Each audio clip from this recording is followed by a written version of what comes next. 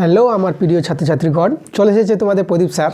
দেখো আজকে আমরা নিয়ে এসেছি মাধ্যমিক 2025 এবিটি এর টেস্ট পেপার। এবিটি এর টেস্ট পেপার চলে এসেছে হাতে।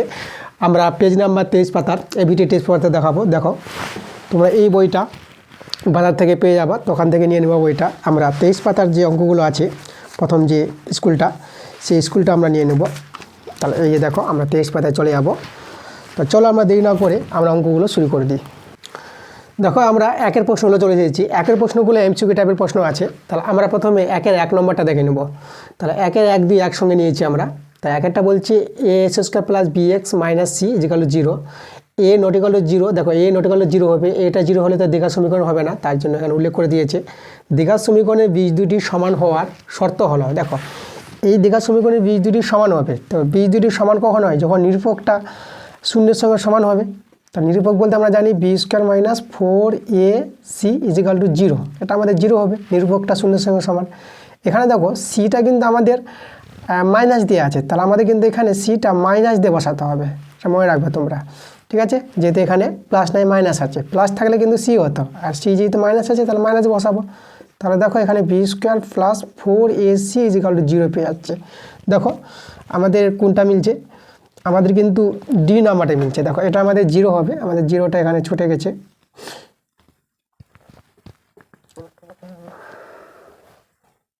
b² plus 4ac is equal to 0 আছে আমাদের। তাহলে আমাদের ডি নাম্বার অ্যান্সারটা b² plus 4ac is equal to 0। এবার দেখো 2 নম্বরটা, কোনো মূলধনের r% হারে n বছরের সরল সুদ PNR/25 টাকা হলে মূলধনের পরিমাণ কত হবে? এখানে দেখো আমাদের সরল সুদটা বলে দিয়েছে, মানে আয়টা বলে দিয়েছে। আয় হচ্ছে PNR/25, এটা হচ্ছে আয়। আয় সমান কি জানি? PTR/100। তাহলে দেখো PTR/100, তাই তো? আচ্ছা, এটা আমরা প্রথমে আয় দিয়ে দিলাম। আয় সমান PTR/100। তাহলে আয়ের মান দেওয়া আছে, সরল সুদ মান বসিয়ে দেবো PNR/25।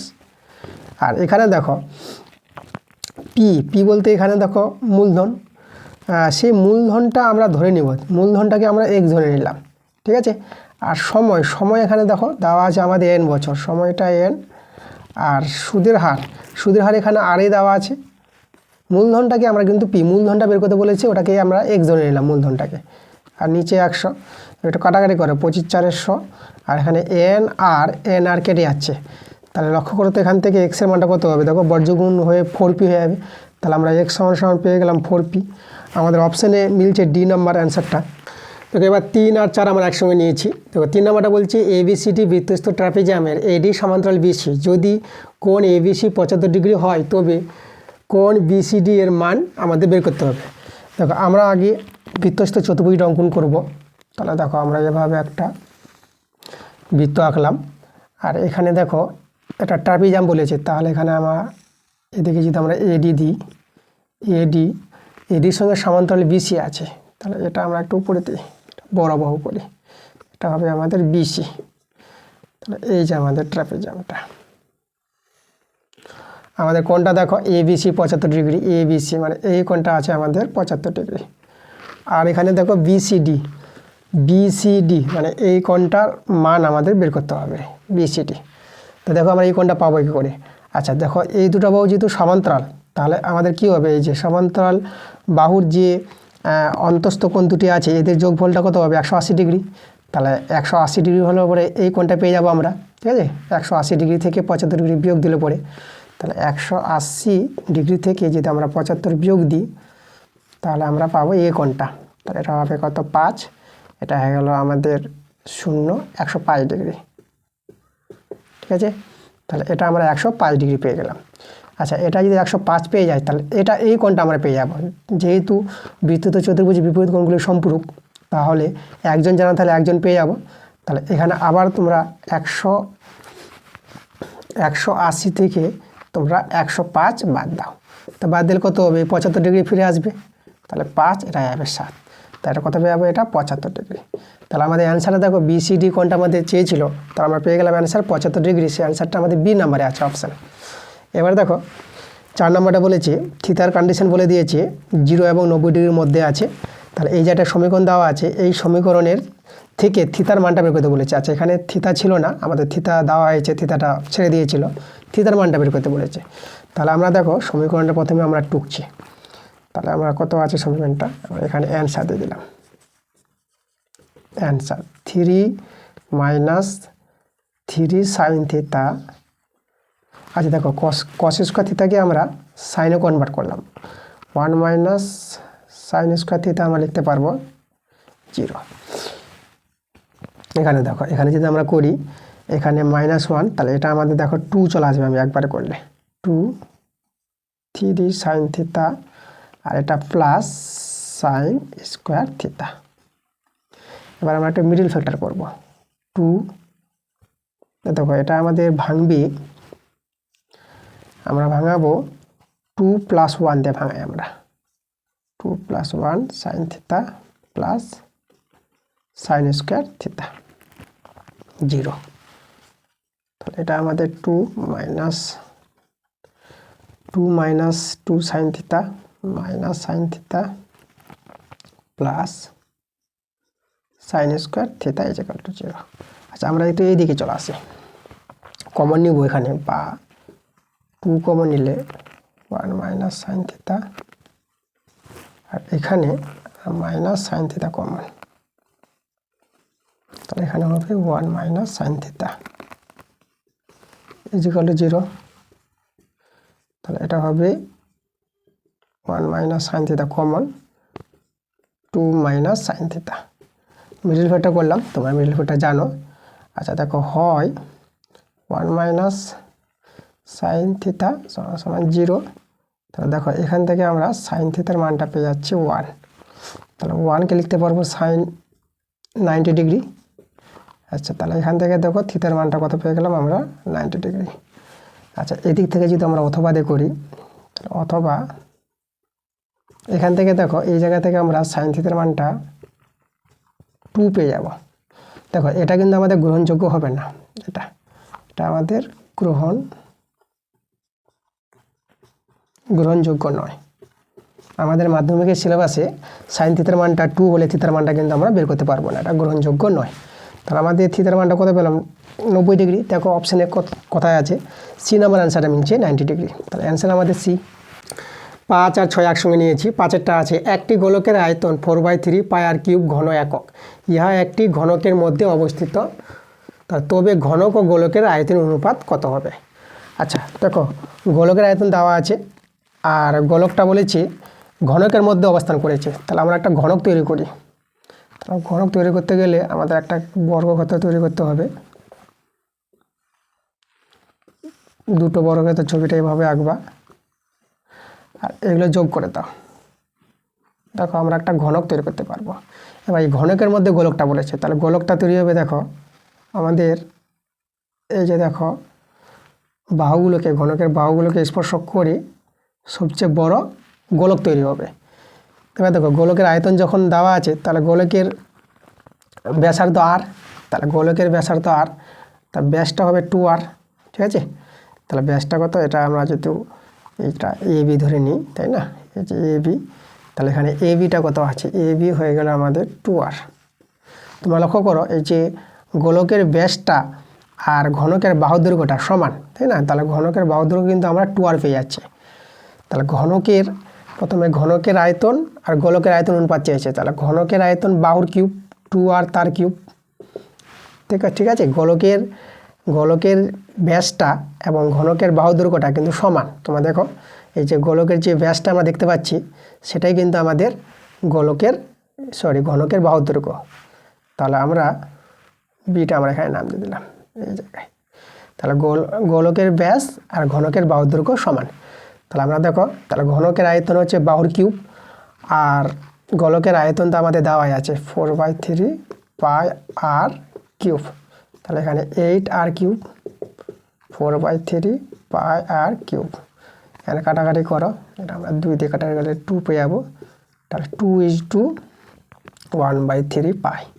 আচ্ছা, 3 দিয়ে যদি আমরা গুণ করে দিই, তাহলে 6 π পেয়ে যাবো, ঠিক আছে। তাহলে আমাদের দেখো অপশান মিলেছে সি নাম্বারটা, 6 π। এবার দেখো 6 নাম্বারটা, আমাদের সংখ্যাগুলো আছে 9, 10, 12, 15, x+1, x+3, 32, 35, 36, 40। এই যে ডাটাগুলিকে ঊর্ধ্বক্রম অনুসারে সাজালে মধ্যমা হয় 20, তবে x এর মান কত? এখানে দেখো সংখ্যা কটা আছে, 1, 2, 3, 4, 5, 6, 7, 8, 9, 10, 10টা সংখ্যা আছে। তাহলে দেখো 10টা সংখ্যা যদি হয় তাহলে মধ্যমা দুজন পাবো আমরা, ঠিক আছে। তাহলে আমরা মধ্যমা বলতে মানে কি দুটো পদের আমরা মান পাবো মধ্যমা। তাহলে এখানে দেখো এইদিকে আমাদের কটা আছে, 4টা সংখ্যা, আর এইদিকে আছে 4টা সংখ্যা। আমরা একবারই মধ্যমা বলে দেব, এই দুটোর যোগফল বাই 2, সেটাই আমাদের মধ্যমা হবে। মানে মধ্যমাটা হবে x+1 প্লাস x+3 বাই 2। এর একটা সূত্র আছে যেটা হচ্ছে হাফ ইন্টু n/2 তম মান প্লাস n/2 প্লাস 1 তম মান, ঠিক আছে। সূত্র ধরে হয় যখন আমরা অনেকগুলো সংখ্যা থাকবে, যখন আমরা গুনতে পারবো না, তখন আমরা সূত্র ধরে করব। আর এখানে তো গুণা আছে, 10টা সংখ্যা আছে, তাহলে মধ্যমা বুঝতে পারছি এদিকে 4টা এদিকে 4টা, তাহলে মাঝে দুটোর যোগফল বাই 2, এটা আমাদের কি আসবে, মধ্যমা আসবে। তাহলে এই মধ্যমাটা কত বলে দিয়েছে, আবার 20 বলে দিয়েছে, ঠিক আছে। আচ্ছা তোমাদের একটু বলে দিই, এখানে যদি সংখ্যাটা টোটাল মোট সংখ্যাটা যদি জোড় সংখ্যা হয় তার মধ্যমা পাওয়ার সূত্রটা আমি এখানে বলে দিচ্ছি, ঠিক আছে। n/2 তম মান প্লাস n/2 প্লাস 1 তম মান, ঠিক আছে। এটা কখন, যখন n হবে যুগ্ম, ঠিক আছে। n যদি যুগ্ম হয় তখন কিন্তু এই সূত্র অনুযায়ী মধ্যমাটা বের করতে পারবো। তখন দেখবা এটা 10, তো এটা 5তম মান তোমরা এটাই পাবা। তারপর এটা 6তম আসবে, তো এই মানটাই পাবা। আর নিচে 1/2 আছে, দেখো এটাই আমাদের আসবে। তো আমরা এটা একবারই করতে পারবো যেহেতু সংখ্যাগুলো গুণা যাচ্ছে। তাহলে এখান থেকে সরল করো, তাহলে এখানে দেখো পেয়ে যাবা তোমরা 2x, এটা পেয়ে যাবা 4, আর এখানে 2 আছে, 2 কমন নিয়ে কেটে যাবে, তাহলে x+2 = 20। তাহলে এখান থেকে দেখো x এর মানটা 20 হবে। x এর মানটা আমরা কত পাচ্ছি, 18। 20 থেকে 2 বাদ, তাহলে 18। তাহলে দেখো অপশানে আমাদের সি নাম্বার আছে 18। এবার আমরা 2 প্রশ্নগুলো চলে এসেছি। 2 প্রশ্নগুলো শূন্যস্থান টাইপের আছে। তো আমরা দেখো এবিটিএ আমরা শুরু করে দিয়েছি। এবিটিএ দেখো অঙ্কগুলো সেরকম কোনো অত টাফ নয়, খুব ভালো অঙ্কগুলো আছে। এবিটিএ টেস্ট পেপার থেকে ভালো অঙ্কই থাকে, আর এই অঙ্কগুলো কিন্তু কমন আসে। তাহলে দেখো আমরা 2 1 নম্বরটা করাবো। তাহলে a² + bx + c = 0। A not হলে 0 হবে যেহেতু দ্বিঘাত সমীকরণ আছে। সমীকরণে বীজগুলি একে অপরে অন্যান্য। আচ্ছা, বীজগুলি একে অপরে অন্যান্য মানে একজন যদি আলফা হয়, একজন হবে 1 আলফা।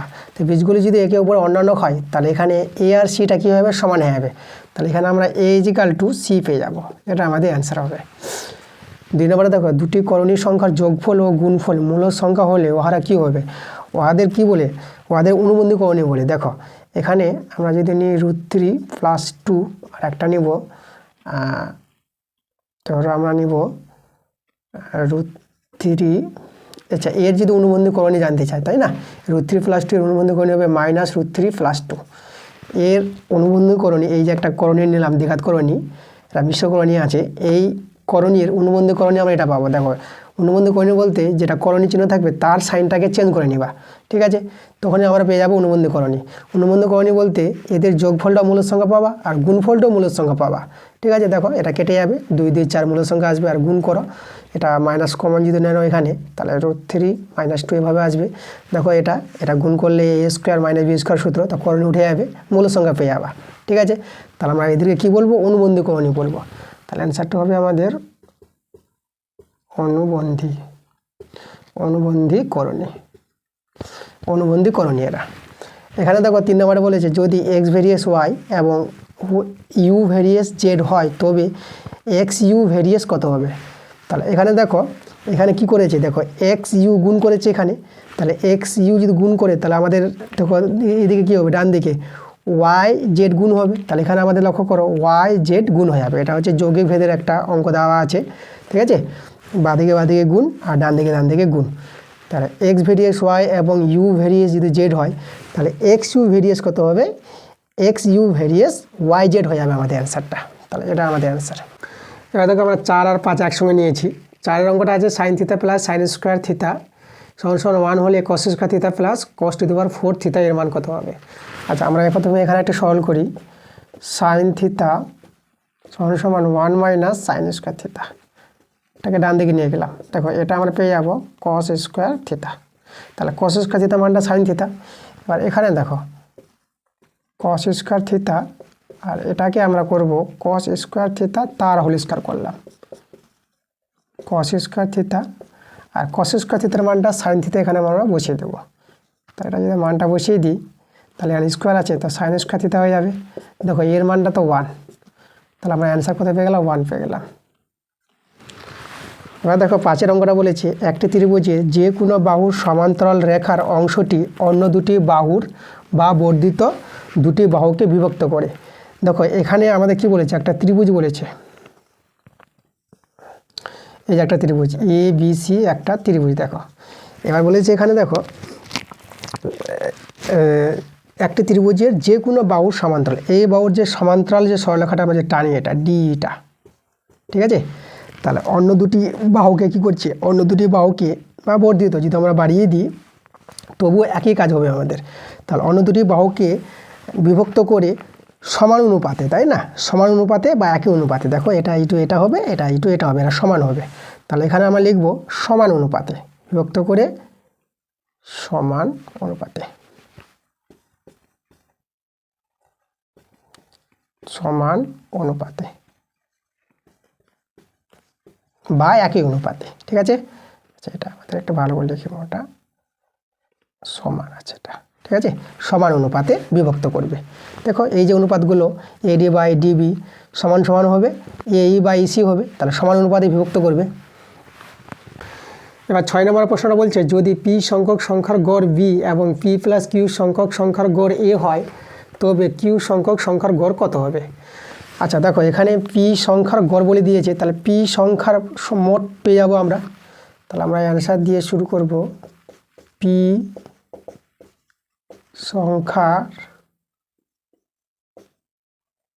সংখ্যার আমরা যদি করি পি সংখ্যার সমষ্টি, পি সংখ্যার সমষ্টি যদি বের করতে চাই তাহলে কি হবে? গড়টা জানা আছে, তাহলে সেই সংখ্যা দিয়ে গড়টাকে গুণ করে দাও, তাহলে আমরা মোটটা পেয়ে যাই। তাহলে এখানে হবে আমাদের পিবি। একইভাবে এত সংখ্যার গড় এ বলে দিয়েছে, তাহলে পি প্লাস কিউ সংখ্যার সমষ্টি কত হবে? তাহলে আমাদের দেখো গড়টা দিয়ে সংখ্যাটাকে গুণ করে দাও, তাহলে পি প্লাস কিউ, এটা হবে সমষ্টি। এবার দেখো কিউ সংখ্যার গড়, তা আমরা কিউ সংখ্যার সমষ্টি বের করবো। তাহলে কিউ সংখ্যার সমষ্টি, কিউ সংখ্যার সমষ্টি কী করে পাবো? দেখো এখানে দেখো পি প্লাস কিউ সংখ্যার সমষ্টি এটা আছে, তাহলে এই যে দেখো এ ইন্টু পি প্লাস কিউ, এটা আমাদের কিউ আছে। তাহলে এই যে দেখো পি প্লাস কিউ মোট থেকে আমরা পি সংখ্যাটা বাদ দাও, তাহলে কিউটা পেয়ে যাবো আমরা। পি প্লাস কিউর মোট থেকে আমরা যদি পিটা বাদ দিই তাহলে কিউ পাবো, তাহলে এখানে আমরা পিবিটা বাদ দেবো, তাহলে এটা পেয়ে গেলাম আমরা। এখানে একটা সলভ করে নিই, এখানে সলভ করে আমরা পেয়ে যাব AP plus A Q PB.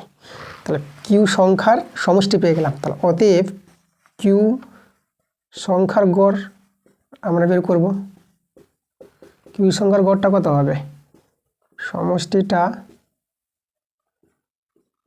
By সমষ্টি বাই কিউ সংখ্যা। এবার দেখো আমাদের এটা এখানে রেখে দিলে অ্যান্সার হয়ে যাবে। তাহলে আমাদের অ্যান্সারটা একটু সাজিয়ে ওরা রেখেছে, তা আমরা সাজিয়ে নিই। দেখো তাহলে এপি মাইনাস পিবি করলাম প্লাস এ কিউ করবো, আর এটা আমরা কিউটাকে এর নিচে দিয়ে দিলাম আর কিউটাকে এর নিচে দিয়ে দিলাম।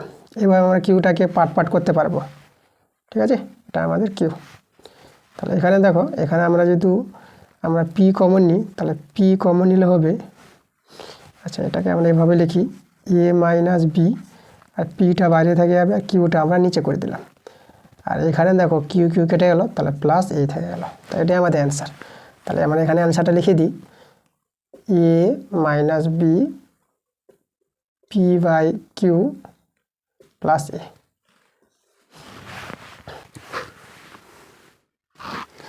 এবার আমরা 3 প্রশ্নগুলোতে এসেছি। 3 প্রশ্নগুলো আমাদের আছে সত্য মিথ্যা। তা দেখো সত্য মিথ্যা আমরা করব। 1 নম্বরটা দেখে নেব, x² প্লাস এক্স প্লাস 1 = 0 দ্বিঘাত সমীকরণের বীজগুলি বাস্তব।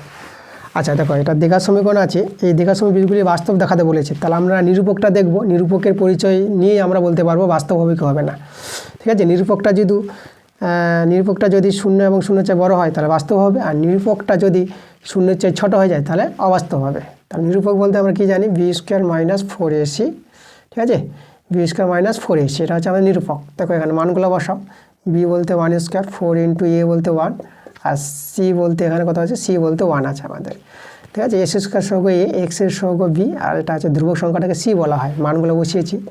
তাহলে এখানে দেখো এটা আমরা কত পেলাম আমরা -3, এটা কিন্তু <0 তাহলে কিন্তু এখানে দেখো নিরূপকটা 0 চেয়ে ছোটো, বীজগুলি কিন্তু অবাস্তব পাবো, কিন্তু বলে দিয়েছে বাস্তব, তাহলে এটা কথাটা কী হবে, মিথ্যা হবে এটা। তাহলে অ্যান্সারটা আমরা মিথ্যা পেয়ে গেলাম। 2 নম্বরে বলেছে এক্স ভেরিয়েস 1/y হলে x⁴n আর y⁴n ধ্রুবক সংখ্যা হবে। আচ্ছা দেখো এখানে আমরা কি করব, এখানে যদি ভেদটা উঠাই তাহলে আমরা পাবো k/y, তাহলে এখানে আমরা বর্গগুণ করলে xy আর এখানে k পেয়ে যাবো। দেখো আর আমরা যদি পাওয়ার n লাগিয়ে দিই, ঠিক আছে, উভয় পক্ষে, তাহলে দেখো তো x⁴n আর y⁴n, তাহলে এটা আসলো k⁴n, তাহলে এটা আমাদের কি, এটা তো আমাদের একটা ধ্রুবক সংখ্যা, ঠিক আছে, এখানে kটা ধ্রুবক, তাহলে এটাও ধ্রুবক। তাহলে দেখো তাহলে এটা আমরা কি পেয়ে গেলাম, x⁴nটা y⁴nটাকে আমরা ধ্রুবক সংখ্যা পেলাম, তাহলে আমাদের কি এটা সত্য, তাহলে এটা আমরা পেয়ে গেলাম ধ্রুবক সংখ্যা, তাহলে অ্যান্সারটা আমাদের এটা হয়ে গেল সত্য। দেখো 3-এর আমরা 3, 4, 5, 6 একসঙ্গে নিয়েছি। দেখো 3 নম্বরটা বলছে sin square 2θ plus cos square 2θ = 2।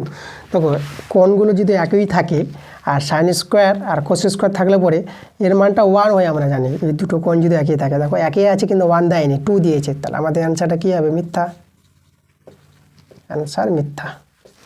4-এরটা দেখো 3টি সমরক্ষ বিন্দু দিয়ে একটি মাত্র বৃত্ত অঙ্কন করা সম্ভব।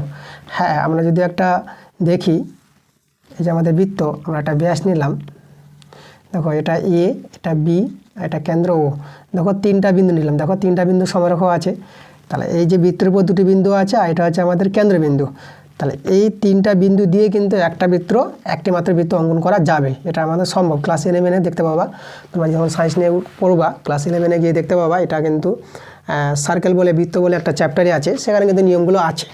তাহলে 3টি সমরক্ষ বিন্দু দিয়ে একটি মাত্র বৃত্ত অঙ্কন কিন্তু সম্ভব, এটা আমাদের কি অ্যান্সারটা হবে সত্য। এবার দেখো এটা বলেছে √a - b এর অনুবন্ধী করণী হলো √a + b। দেখো অনুবন্ধী করণী আমরা কি জানি, যেটা করণী থাকবে তার চিহ্নটা কিন্তু চেঞ্জ হবে, ঠিক আছে, এটা প্লাস আসতে এখানে মাইনাস হওয়ার দরকার, তারপরে অনুবন্ধী করণী বলতাম, কিন্তু এখানে দেখো মাইনাস নাই, প্লাস আছে, তাহলে তো আমাদের অ্যান্সারটা মিথ্যা বলেছে, তাহলে এটা আমাদের অ্যান্সারটা হয়ে যাবে মিথ্যা। 6 নম্বরটা বলেছে যদি sec θ = cosec φ হয়, আর এখানে থিতা আর ফাইয়ের কন্ডিশন বলে দিয়েছে 0 এবং 90 ডিগ্রির মধ্যে থাকবে, তো sin θ + φ এর মান বের করতে বলেছে। তাহলে এখানে দেখো আমরা sec θ = এটাকে আমরা sec 90 ডিগ্রি - φ লিখে দিলাম। তাহলে এখানে দেখো থিতার মানটা পেয়ে যাচ্ছি, sec ভ্যানিশ হয়ে যাবে 90 ডিগ্রি - φ, তাহলে এখানে থিতা প্লাস ফাইয়ের মানটা আমরা কত পেয়ে গেলাম, 90 ডিগ্রি পেয়ে গেলাম। এখানে বসিয়ে দাও, এখানে যদি বসিয়ে দাও সাইন এর মানটা আমরা 90 ডিগ্রি পেলাম, তাহলে এর মান তো 1 পেয়ে আছে, দেখো তাহলে অ্যান্সারটা 1 বলেছে, তাহলে এই কথাটা আমাদের কি সত্য। এবার আমরা 4-এর প্রশ্নতে আসলাম। 4-এর প্রশ্নগুলো কিন্তু 2 নম্বর প্রশ্ন আছে, তোমরা প্রতিটি প্রশ্নের জন্য 2 নম্বর করে পাবা। তো দেখো 4-এর একটা কি বলছে, বার্ষিক 10% চক্রবৃদ্ধি সুদে 10,000 টাকার 2.5 বছরের চক্রবৃদ্ধি সুদ নির্ণয় করো। আচ্ছা আমরা প্রথমে 2 বছরের সমূল চক্রবৃদ্ধি বের করব, চক্রবৃদ্ধি সুদ একবারে পাবো না, আগে সমূল চক্রবৃদ্ধি বের করি।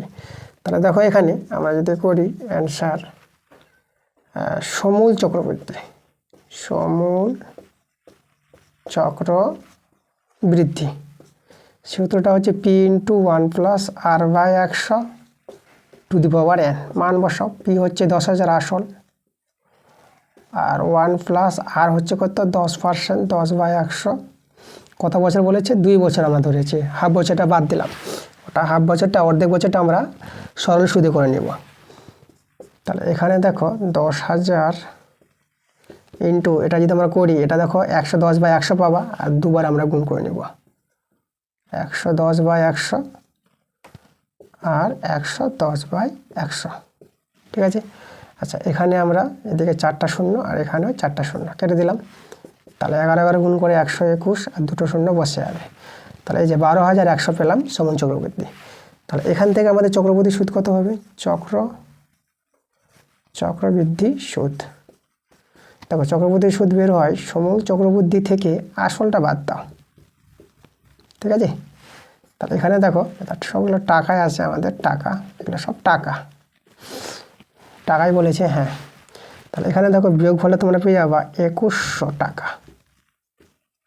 তাহলে আমাদের চক্রবৃদ্ধি সুদ করতে পেলাম 2100 টাকা। এবার যেহেতু আমাদের হাফ বছর ছিল, তাহলে হাফ বছরের ঠিক আছে, হাফ বছরের সুদ, এটাকে আমরা সরল সুদ করে নেব। সরল সুদ দেখো পি ইন্টু পি হচ্ছে আমাদের, দেখো পিটা এখন আসলটা কিন্তু দেখো 2 বছর পর কিন্তু আসল কোনটা হয়ে যাবে, আসল হয়ে যাবে এই টাকাটা কিন্তু এখন আসল হয়ে যাবে, ঠিক আছে। এটাকে আসল ধরতে হবে, যেহেতু কী হয় চক্রবৃদ্ধি সুদের ক্ষেত্রে আসলটা কিন্তু বাড়তে থাকে, সুদটার যোগ হয়ে আসলটা বাড়তে থাকবে। তাহলে আমাদের আসল কিন্তু আমাদের চেঞ্জ হয়ে যাবে, তোমার মনে রাখবো এটা। তাহলে আসল হয়ে গেলে 12,100 টাকা। আর টি সময় হচ্ছে এখানে হাফ বছর, আর এখানে সুদের হারটা তো 10%, 10/100। তাহলে এখানে দেখো এখানে আমরা দুটো শূন্য কেটে দিলাম, তাহলে এখানে 2 × 5 = 10, তাহলে 5 দিয়ে গুণ করলে 5 × 5, 5 দিয়ে 10 0, 5 × 5 6, 605 টাকা সুদটা। তাহলে আমরা আড়াই বছরে চক্রবৃদ্ধি সুদ কত পাবো? তাহলে আমরা যদি বলি অতএব আড়াই বছরের চক্রবৃদ্ধি সুদ, আড়াই বছরের চক্রবৃদ্ধি সুদ পেয়ে যাবো। দেখো আগে চক্রবৃদ্ধি সুদটা ছিল 2100, আর এখন আমরা পেলাম 605। এই দুটো যোগ করে পাবো আমরা আড়াই বছরের। তাহলে এখানে যোগটা দেখো, এটা পেয়ে যাবো 5, আর এটা চলে আসবে আমাদের 0, এটা চলে আসবে 7, এটা চলে আসবে 2।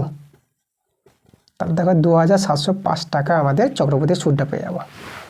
এবার দেখো 4-এর 2 নম্বর প্রশ্নটা বলছে x² + x + y = 0 সমীকরণের বীজগুলির বর্গ, মানে এই সমীকরণের বীজগুলি যা ধরবো তার বর্গ যে সমীকরণে বীজ হবে সেই সমীকরণটা কিন্তু এটা হবে, এটা প্রমাণ করতে বলেছে।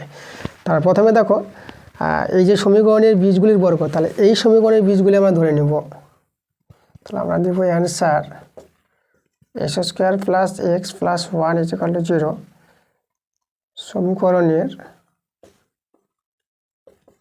সমীকরণের বীজদ্বয় আলফা ও বিটা, ঠিক আছে। তাহলে এখান থেকে আমরা আলফা প্লাস বিটা বের করব। দেখো -b/c, তাহলে এখানে দেখো আমরা 1 পেয়ে যাচ্ছি, আর আলফা বিটাটা c/a, এখানেও কিন্তু c/a-টা 1, তাই না, সবগুলো 1 আছে সবগুলো। এবার দেখো নির্ণয় সমীকরণের বীজগুলি বলেছে, এই সমীকরণের বীজগুলির বর্গ বলেছে নির্ণয় সমীকরণটা, ঠিক আছে।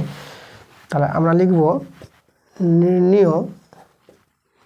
নির্ণয় সমীকরণের বীজদ্বয় কত হবে? α² + β², α² একটা বা β², ওই যে বলেছি এই সমীকরণের বীজগুলির বর্গ হবে, এই সমীকরণের বীজগুলি যা হবে তার বর্গ হবে, ঠিক আছে। এই সমীকরণের বীজ যেটা দেওয়া আছে ওটা আমাদের দেখাতে হবে যে এটা আসবে। তাহলে এখন আমরা কি করব, বীজের যোগফল আর বীজের গুণফল বের করব। আমরা যদি বীজের যোগফল বীজের গুণফল পেয়ে যাই তাহলে একটা সমীকরণ নির্ণয় করতে পারবো। তাহলে এখন আমরা বীজের যোগফলটা আগে দেখাই। এটা আমরা a² + b² সূত্র যদি অ্যাপ্লাই করে দিই, তাহলে a + b² - 2ab। তাহলে এখানে দেখো আলফা প্লাস বিটার মানটা আমরা -1 বের করে রেখেছি, আর এর মানটা 1, তাহলে এখানে দেখো 1, তাহলে এটা -1 পেয়ে গেলাম। এবার আমরা বীজদ্বয়ের গুণফল বের করব। তাহলে এটা আলফা বিটা দিয়ে হোল স্কয়ার করে দিলাম, এর মানটা 1, তাহলে 1² মানে 1 পেয়ে গেলাম। এবার দেখো নির্ণয় সমীকরণটা যেটা আমরা বের করব, অতএব নির্ণয় সমীকরণ। দেখো নির্ণয় বলতে সমীকরণটা দেওয়া আছে, তবে আমরা সমীকরণটা বের করছি, এটা যে চলে আসে প্রমাণিত লিখে দেবো নির্ণয় সমীকরণ। দেখো নির্ণয় সমীকরণটা পাবো আমরা x² মাইনাস বীজদের যোগফল পেয়েছি -1 × x প্লাস বীজদের গুণফল তো 1 পেয়েছি। তাহলে এটা সলভ করে x² প্লাস এটা তো 1 হয়ে গেল, তাহলে x পেয়ে গেলাম প্লাস 1 = 0। দেখো নির্ণয় সমীকরণটা যেটা ছিল সেটাই চলে এসেছে, তাহলে আমাদের কি অ্যান্সারটা প্রুভ করলাম, তাহলে প্রুভড। দেখো 4-এর 3 নম্বরটা বলেছে x, 12, y, 27 ক্রমিক সমানুপাতিক হলে x ও y এর মান ধনাত্মক মানটা নির্ণয় করতে বলেছে। তা দেখো ক্রমিক সমানুপাতিক হলে আমরা কি জানি, x = 12 = মাঝেটা দুবার ফিরে আসবে, তাহলে 12:y সমান সমান y/27 এটা হয়। তো এখানে আমরা বাই করে নেব, অনুপাতগুলোকে আমরা বাই করে নিলাম। ঠিক আছে, এবার দেখো এখান থেকে যদি আমরা সমান করি তো y এর মানটা পেয়ে যাব। তাহলে আমরা 12/y সমান সমান y/27, তাহলে এখানে y² ইন্টু 12 × 27। আচ্ছা এখানে দেখো ধনাত্মক মান বলেছে, তাহলে প্লাসের মানটাই নেব। তাহলে 12কে যদি ভাঙাই তাহলে এখানে 4 × 3 = 12, আর এটা দেখো এটা আমাদের বেরিয়ে আসবে, দেখো 9 × 3 = 27, 9 × 3 = 27। দেখো 4-এর বর্গমূল 2, দুটো 3-এর জন্য একটা 3, আর 9-এর বর্গমূল 3, এটা গুণ করো, এটা হয়ে যাবে 9, 9 দিয়ে 18, ওয়াইয়ের মানটা 18 পেয়ে গেলাম। এবার আমরা এই মানটা যদি ধরে নিই তাহলে এখানে দেখো অতএব x/12 সমান সমান 12/y, ওয়াইয়ের মান 18 পেয়ে গেছি, তাহলে এখানে 18 বসিয়ে দিলাম। এখানে আমরা 6 দিয়ে কাটাকাটি করলে 6 দিয়ে 12, আর এখানে 6 × 3 = 18, তাহলে এখানে দেখো তাহলে 3x সমান সমান 12 × 2, এখানে যদি আমরা 3 দিয়ে কাটাকাটি করি 3 × 4 = 12, তাহলে এক্সের মানটা কত পেয়ে গেলাম 8, এক্সের মান 8 পেলাম, আর একটা ওয়াইয়ের মানটা 18 পেয়ে গেলাম। তাহলে এই যে আমাদের দেখো অ্যান্সার, ওয়াইয়ের মান এখানে ওয়াইটা লিখে দিই, তা ওয়াইয়ের মান 18 আর এক্সের মান 8। 4-এর প্রশ্নটা বলেছে যৌগিক ভেদের উপপাদ্যটি বিবৃত করো। আচ্ছা এটা কিন্তু আমাদের পুরো বইতে সাজানো আছে, আমি বইয়ের পাতা বলে দিচ্ছি, P-192 পাতা তোমরা চলে যাবে। দেখো তোমরা যদি বইতে চলে যাও, এই যে এখানে দেখো আমাদের যে উপপাদ্যটা দেওয়া আছে, এই যে তোমরা লক্ষ্য করো, আমি কাছে একটু নিয়ে যাই, দাঁড়া বইটা একটু কাছে দেখাই তোমাদের। দেখো যৌগিক, এই যে দেখো যৌগিক ভেদের উপপাদ্যটা তোমরা এটা লিখে দিবা, x, y, z তিনটি চল এই রূপে যে x ভেরিয়েস y যখন z ধ্রুবক এবং x ভেরিয়েস z যখন y ধ্রুবক, তাহলে x ভেরিয়েস y z হবে যখন y এবং z উভয় পরিবর্তিত হয়। ঠিক আছে, এখানে দেখো পুরো একদম লিখে দিয়েছে 13 নম্বর এসে পার্টে যৌগিক ভেদের উপপাদ্য, এটাই তোমরা লিখে নিবা, তোমাদের অ্যান্সারটা হয়ে যাবে। তাহলে তোমরা পেজ নাম্বার বলে দিয়েছি, তা বইতে গিয়ে তোমরা দেখে নিবা অ্যান্সারটা। 5এটা বলেছে যদি m সমান সমান √n/n+b হয় তবে n কে m ও b দ্বারা প্রকাশ করো। মানে আমাদের এখান থেকে n এর মানটা বের করতে বলেছে, n থাকবে এদিকে আর m আর bটা থাকবে ডান দিকে। তাহলে আমরা প্রথমে কি করব, আমরা বর্গ করে নিই, রুটকে ওঠাতে হবে, তাহলে এদিকে বর্গ করলে আমাদের রুটটা উঠে যাবে, তাহলে n/n+b হয়ে যাবে। এবার আমরা বর্গগুণ করে নিই, তাহলে এখানে দেখো m² n আর m² b, আর এদিকে আমাদের থেকে যাবে কত n। আচ্ছা আমরা nগুলোকে একদিকে করি, তাহলে আমরা দেখো আগে আমরা ঘুরিয়ে নিই জিনিসটা, তাহলে আমরা দেখো n - m² n আর m² b, ঠিক আছে, আমরা এটাকে ওদিকে নিয়ে চলে গেলাম। ঠিক আছে, লক্ষ্য করো, তাহলে এখান থেকে আমরা যদি n কমন নিয়ে নিই তাহলে 1 - m², আর এখানে m² b তো আছে, দেখো n এর মানটা আমরা পেয়ে যাচ্ছি m² b, এটা আমাদের b আছে, আর এখানে 1 - m², এটা আমরা সূত্র করতে পারি, না করলেও হবে। তাহলে আমাদের দেখো n এর মানটা বেরিয়ে গেছে, তাহলে এটাই আমাদের অ্যান্সার। 6 নম্বরে বলেছে ত্রিভুজ ABC এর পরিকেন্দ্র O এবং কোণ BAC 85 ডিগ্রি, কোণ BCA 55 ডিগ্রি, তাহলে কোণ OC এর মান নির্ণয় করো। আচ্ছা এখানে দেখো আমাদের একটা ত্রিভুজ আমরা আঁকবো, দেখো ত্রিভুজে পরিকেন্দ্র বলেছে, তাহলে আমাদের তাহলে একটা পরিকেন্দ্র হলে আমাদের পরিবৃত্ত আছে, আমরা পরিবৃত্ত তৈরি করে নিলাম, ত্রিভুজটা ABC দিয়ে দিলাম, আর BAC মানে BAC এই কোণটা আছে 85 ডিগ্রি, BCA মানে এই কোণটা বলে দিয়েছে 55 ডিগ্রি। ঠিক আছে, তাহলে এই কোণটা আমরা বের করতে পারবো, তাহলে এই কোণটা কত হবে দেখো, তাহলে এতে যোগ করো 85, এই কোণটা আমাদের প্রয়োজন পড়বে 85 আর 55, যোগ করলে আমাদের হবে এদিকে 10, এদিকে হয়ে গেল 8 × 5 = 13, 14, 140 ডিগ্রি, আর 180 থেকে বাদ দাও, তাহলে 180 থেকে 40 বাদ দিলে এটা পেয়ে গেলাম 40 ডিগ্রি এই কোণটা। এবার দেখো আমাদের যেটা বের করতে বলেছে এটা হচ্ছে পরিকেন্দ্র ও নাম দেব, আর কোণ বলেছে OCA, তাহলে OCA, ঠিক আছে, এই যে কোণটা, OCA। তাহলে OCA হচ্ছে আমাদের এই কোণটা, এই কোণের মান দরকার। দেখো এই কোণের মানটা কী করে পাবো, আমরা এই কোণটা পেয়ে গেছি, তাহলে আমরা এই কোণটা বের করতে পারবো। দেখো এটা হচ্ছে বৃত্তস্থ কোণ, এটা কেন্দ্রস্থ কোণ, একই বৃত্তচাপের উপর অবস্থিত, AC বৃত্তচাপের উপর অবস্থিত। তাহলে আমরা বলতে পারবো AC বৃত্ত চাপের উপর অবস্থিত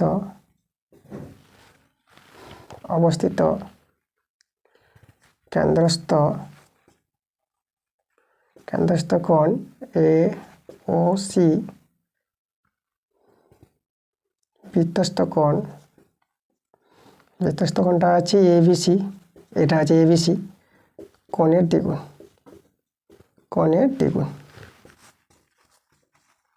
দ্বিগুণ হয়। তাহলে আমরা বলতে পারবো অতএব কোণ AOCটা হয়ে যাবে 2 কোণ ABC। তাহলে মানটা বসিয়ে দাও, এটা আমরা 40 ডিগ্রি পেলাম, তাহলে এটা পেয়ে গেলাম 80 ডিগ্রি। দেখো AOC কোণটা আমরা 80 ডিগ্রি পেয়ে গেলাম এটা। এবার দেখো এখানে OC আর OA তো সমান, তাহলে এখানে OC সমান OA কেন সমান, এরা হচ্ছে একই বৃত্তের ব্যাসার্ধ, একই বৃত্তের ব্যাসার্ধের জন্য আমরা সমান পেয়ে গেলাম। আচ্ছা দেখো তাহলে এখানে দুটো কোণ সমান হবে, তাহলে এখানে OCA সমান পেয়ে যাব আমরা কোণ OAC পেয়ে যাব। এদেরকে আমরা x ধরে নাও, তাহলে ত্রিভুজের ধর্ম থেকে আমরা পেয়ে যাব, ঠিক আছে। তাহলে x প্লাস 80 ডিগ্রি সমান 180 ডিগ্রি, তাহলে 2x সমান এখানে বিয়োগ করলে হবে কত, বিয়োগ করলে 100 ডিগ্রি, তাই এটা কাটাকাটি করো 50 ডিগ্রি, x এর মান 50 ডিগ্রি, তাহলে এই কোণটা আমরা কত পেয়ে গেলাম, 50 ডিগ্রি পেয়ে গেলাম। তাহলে অ্যান্সারটা যেটা আমাদের বের করতে বলেছিল OCA, তাহলে OCA আমরা কিন্তু পেয়ে গেলাম 50 ডিগ্রি। 7 প্রশ্নটা দেখো বলছে ও কেন্দ্রীয় বৃত্তের AB ব্যাস C বৃত্তের উপর এমন একটি বিন্দু যেখানে BOC 120 ডিগ্রি, তাহলে প্রমাণ করো যে কোণ ABCটা 30 ডিগ্রি হবে। আচ্ছা দেখো আমাদের একটা বৃত্ত তৈরি করব, আমাদের ব্যাস AB বলেছে, এই যে AB ব্যাস, এখানে আমাদের বৃত্তের কেন্দ্র ও নাম দিলাম। এবার C এখানে একটা বিন্দু নিলাম, এমনভাবে বিন্দুটা নিতে বলেছি যে এই যে কোণটা আমাদের হবে BOC, তাহলে BOC এখানে C বিন্দু, তাহলে এই কোণটা আমাদের বলেছে 120 ডিগ্রি। তাহলে আমাদের কার মানটা দেখাতে বলেছে ABC, মানে দেখো এই কোণটা এখানে যদি আমরা যোগ করে দিই, এই কোণটা আমাদের 3 ডিগ্রি দেখাতে হবে, এটা 3 ডিগ্রি। তা দেখো এটা 3 ডিগ্রি করে দেখাবো। এখানে দেখো OB আর OC সমান, আমরা এখানে বলতে পারবো OB সমান OC, কেন, একই বৃত্তের ব্যাসার্ধ, একই বৃত্তের ব্যাসার্ধের জন্য সমান। আচ্ছা তাহলে এরা সমান হলে পরে কী হবে, দুটো কোণ সমান হবে,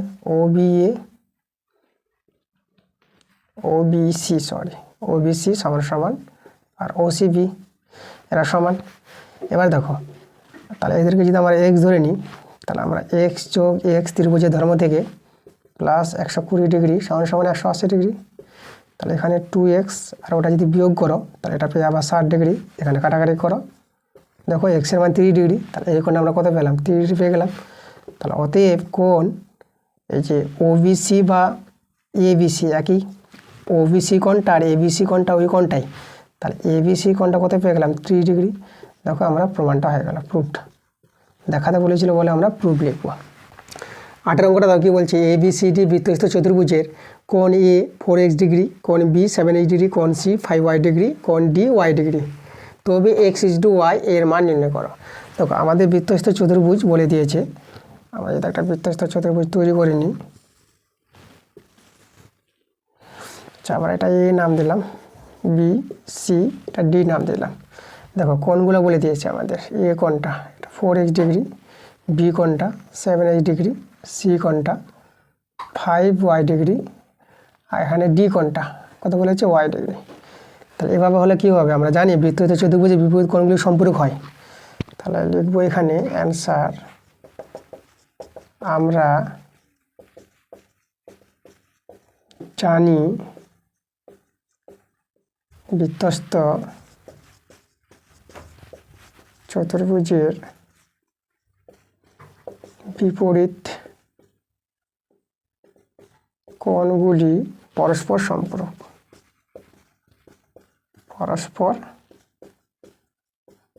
সম্পূরক। ঠিক আছে, এটা একটা উপপাদ্য আছে আমাদের।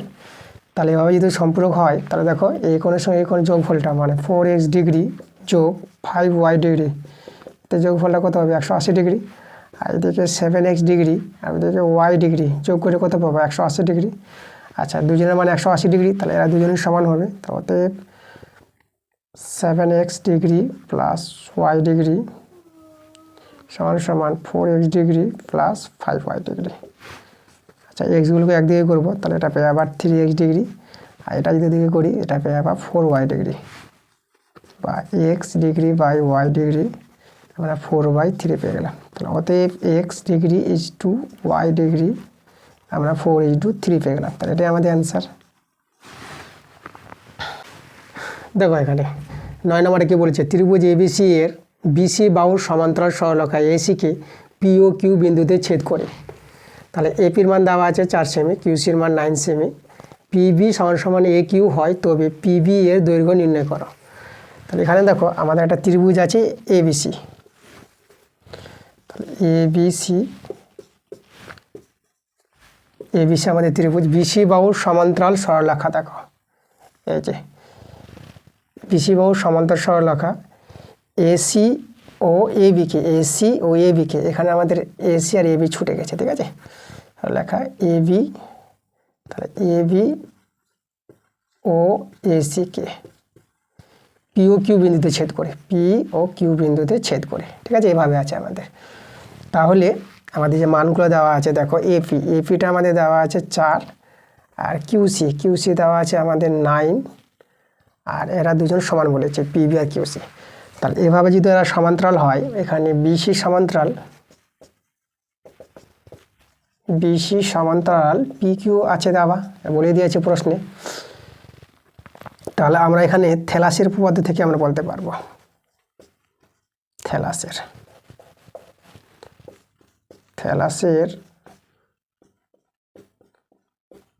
উপপাদ্য থেকে পাই।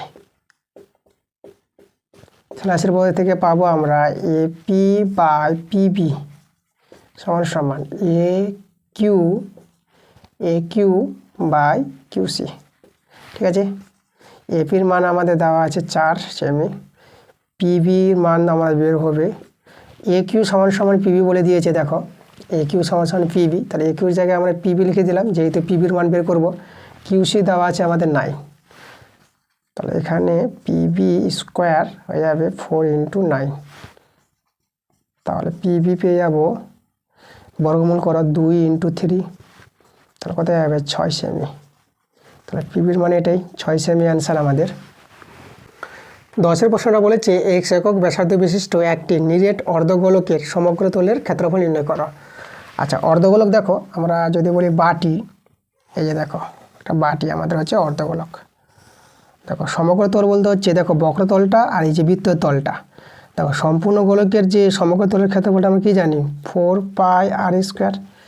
তাহলে এখানে ব্যাসার্ধ তো x দেওয়া আছে, ব্যাসার্ধ আমাদের x, তাহলে এর বক্রতলটা কত হবে, বক্রতলটা হবে 2πx², যেহেতু অর্ধেকটা।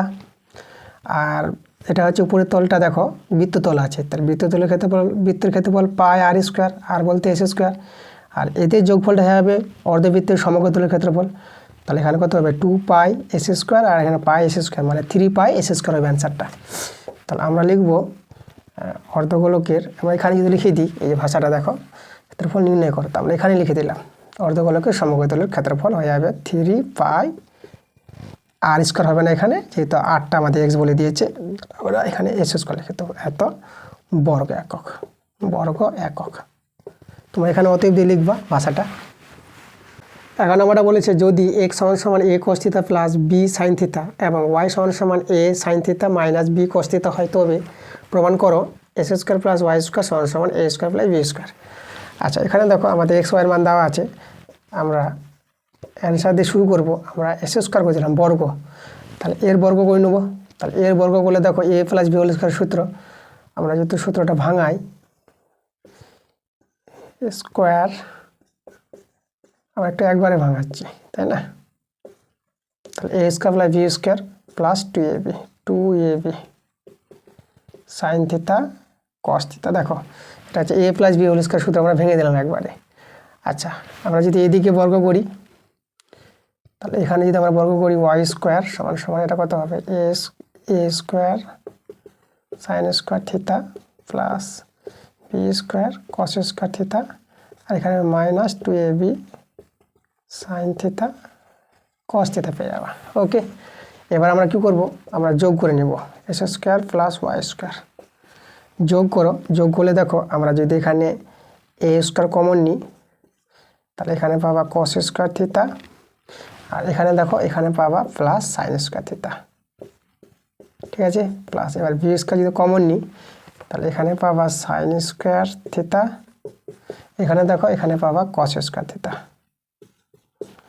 আর এখানে দেখো আমাদের এটা আর এটা, তাহলে আমরা এখানে লিখি একবার 2ab sine theta cos theta, একবার পাবা minus 2ab sine theta cos theta. ঠিক আছে, এরা দুজন দিয়ে কেটে যাচ্ছে। তাহলে এবার লক্ষ্য করো, এটা তো আমাদের a স্কয়ার ইন্টু 1 আর এটা b স্কয়ার ইন্টু 1, এদের মানগুলো 1 আমরা জানি সূত্র। তাহলে দেখো আমাদের প্রমাণটা কিন্তু মিলে গেল, x square plus y square সমান সমান a square plus b square. Proved.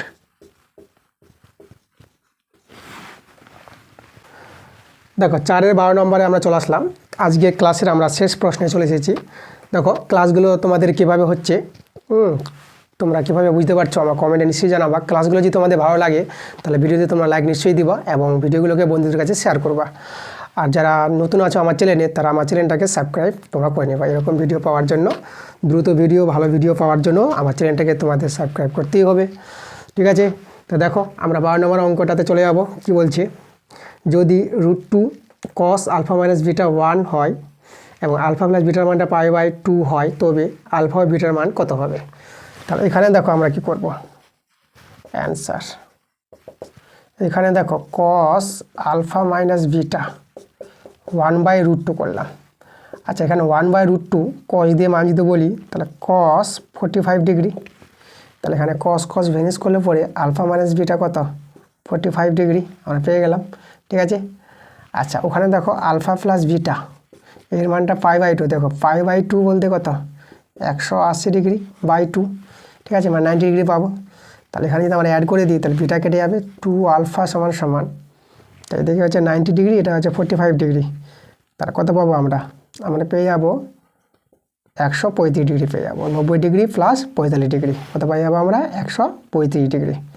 আচ্ছা তাহলে এখান থেকে আমরা আলফার মানটা কত পেয়ে যাবো 135 ডিগ্রি বাই 2। এবার বিটার মানটা আমরা বের করবো, আমরা বসিয়ে দেবো এই জায়গায় আলফা সমান সমান 45 ডিগ্রি প্লাস বিটা।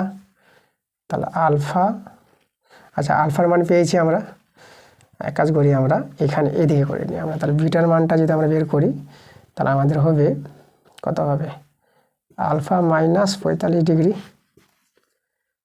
তাহলে এখানে আমরা এদিকে করব আলফার মানটা 135 ডিগ্রি আর নিচে 2 আছে মাইনাস 45 ডিগ্রি।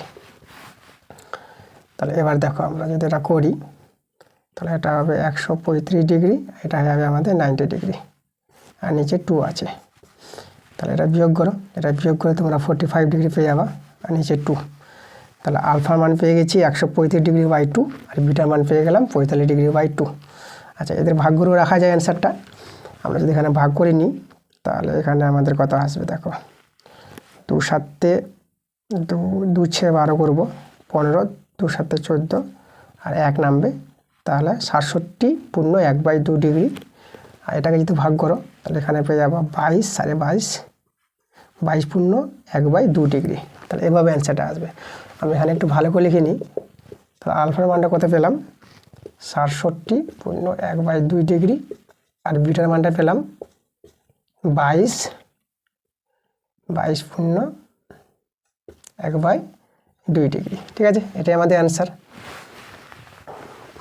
তাহলে এই ছিল আমাদের আজকে ক্লাসের অঙ্ক। ঠিক আছে, তোমাদের ভালো করে বুঝিয়ে দিলাম। তো এবিটিএ ক্লাস আমরা শুরু করে দিয়েছি, তোমরা ভিডিওগুলো দেখো, ভালো করে অঙ্কগুলো বুঝো।